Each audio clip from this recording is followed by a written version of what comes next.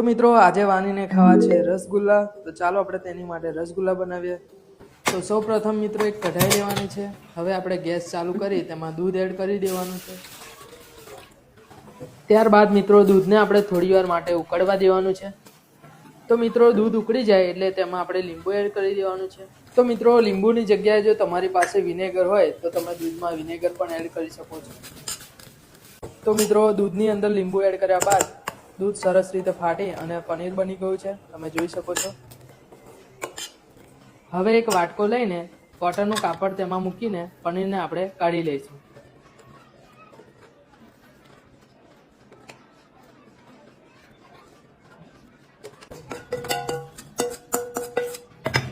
ત્યારબાદ મિત્રો પનીરમાંથી પાણી બરોબર રીતે નીકળી જાય તે રીતે આપણે બરોબર રીતે તેને નીચોડી લઈશું। તો મિત્રો પનીરમાંથી પાણી બધું નીકળી ગયું છે। હવે એક પ્લેટ લઈ તેને આપણે 10 મિનિટ માટે છોડી દઈશું।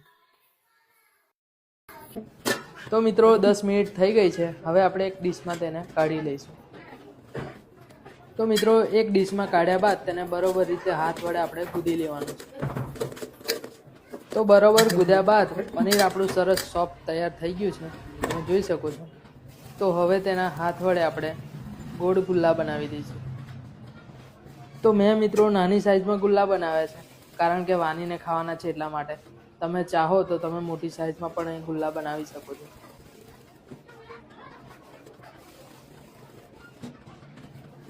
તો મિત્રો ગુલ્લા આપણા તૈયાર થઈ ગયા છે। તો હવે આપણે ચાસણી તૈયાર કરીશું, જેના માટે એક વાટકો લેવાનો છે, તેમાં થોડું પાણી એડ કરીશું, 1 કપ જેટલી ખાંડ એડ કરીશું।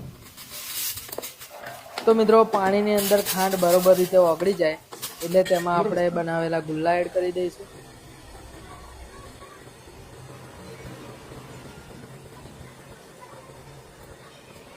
તો મિત્રો રસગુલ્લા તૈયાર કરવા માટે હવે તેને આપણે ચાસણીમાં 10 મિનિટ માટે છોડી દઈશું।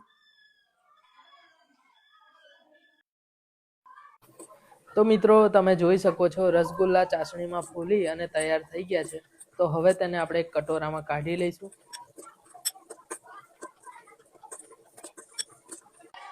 તો ફાઇનલી મિત્રો આપણા રસગુલ્લા તૈયાર છે। Vanu. Thank you.